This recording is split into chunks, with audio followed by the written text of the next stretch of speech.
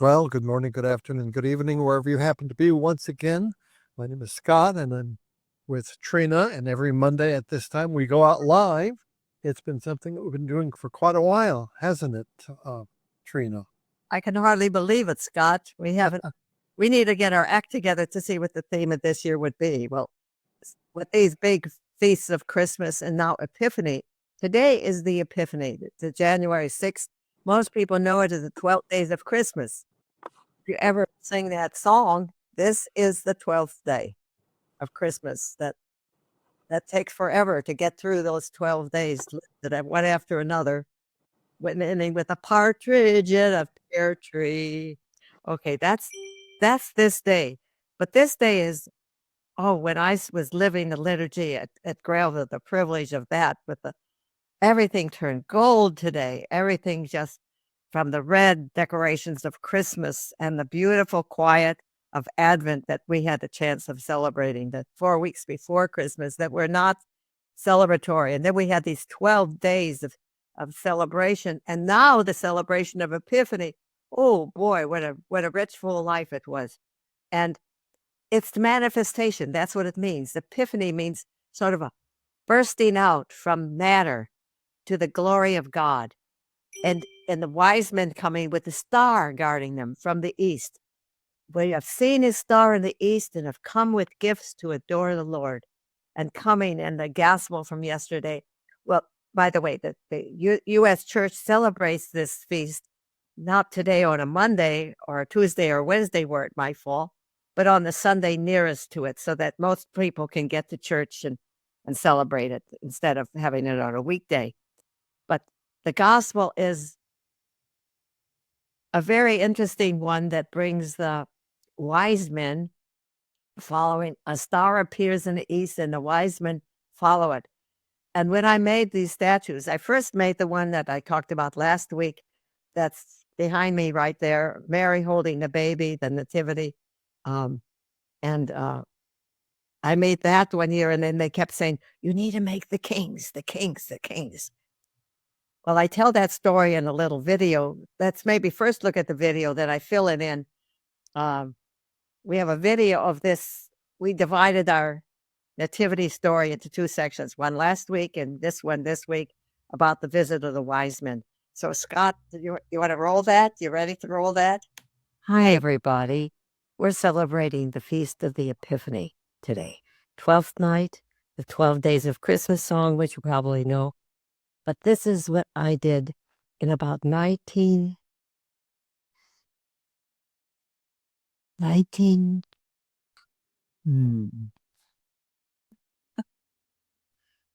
50 something, 59. 1954. This was done in 1954. The wise men were added to the nativity set that I had done the year before that had the 10 pieces with the baby Jesus here. Now, for the wise men, the next year, the people who were at Grailville who wanted me to continue, and it kept talking about the three kings. And I didn't see how I could put kings with this simple set that was very rural and very simple, very humble with its gifts of the shepherd with his lamb and the girl with her basket and the little boy with his dove. And Joseph standing there so simply and the sheep. So I just went crazy with this request to try to make kings until I went back to the scriptures where it didn't say kings at all. It says wise men from the east who followed the star. And so that was a whole different ballgame. And so I first heard about Lord Thomas talking about the Dalai Lama and how the new Dalai Lama was found. When the old Dalai Lama would die, they would take some of the effects of the old Dalai Lama and bring it to a child that was born where a star said it would be born, the new one would be born.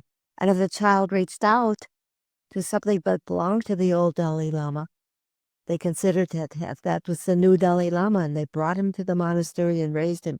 When I heard that, I thought, okay, a wise man from the east. Then I thought, okay, we have gold, frankincense, and myrrh. this wise man from the East could be talking about the myrrh, because he lives his life in a kind of penitential way, and he has a begging bowl. Obviously, this step does not have that begging bowl here, but so they put something else in his hands. But then I thought of the Arab with a great gift of prayer that the Arabs have. I lived in Egypt, and across the street was a mosque. And every day the mosque would sing out praise to God 5 times a day. So he has the gift of incense, frankincense. And then I'm thinking of the gift of gold and the African with a great sense of the beauty of the earth and the beauty of so many things and the growing things and the gift of gold. So he has another gift of the gold there. So this is the meaning. And there's actually an Epiphany baby that fits in Mary's arm. That's not in this set right now, but it sits up and it has its arms out.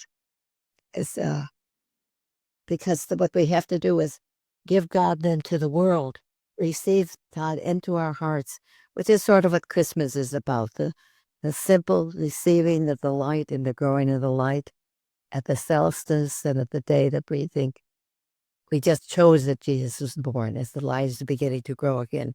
Then the Epiphany is the climax of the season, and it's actually 3 big feasts that rolled into one. There's the wise men coming, there's the wedding feast of Cana, where Jesus turns water into wine. And then there's another one, the baptism at the Jordan, where the heavens open and the voice of God comes and said, "This is my beloved Son, with whom I am well pleased." These are mysterious things that the Eastern Orthodox Church and the Latin Church seem to understand better than us Western European texts that the U.S. follows pretty much. So this is my Epiphany, and it's been very popular over the years, 17 pieces, and I'm just very happy that so many people have found it so meaningful with their lives, and this feast is a very meaningful one for me too, that the glory of God and then the great exchange with God, the great exchange that we have of a wondrous exchange that God becomes man, that we might join in the life of God. That's pretty big idea, pretty special. So thank you very much for joining me for this feast day celebration. Thanks. In the manger of Marisol. In the, Did you want me to say that?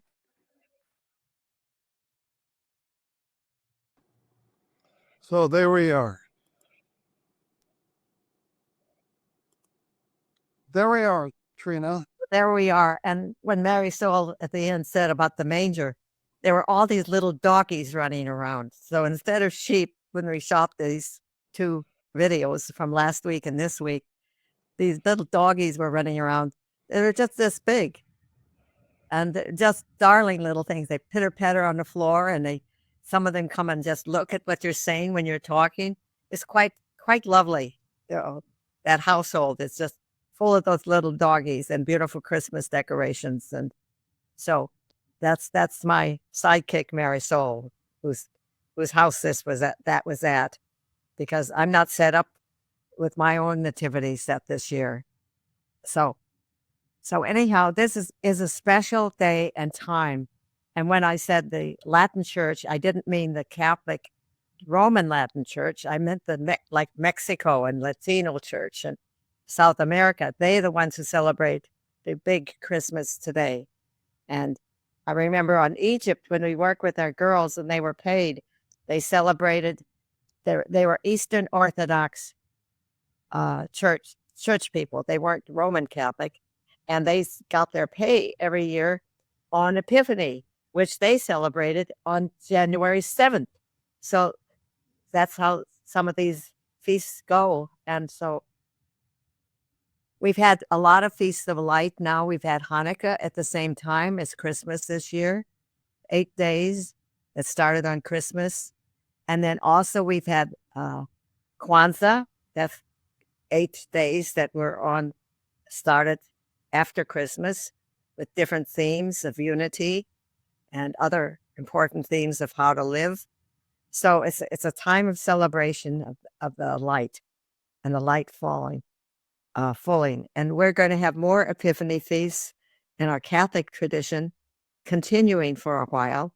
And then we will get ready for the 40 days of Lent, going with Jesus into the desert in preparation for the passion and the death and the resurrection. So it's a death-life cycle where death is transformed into life.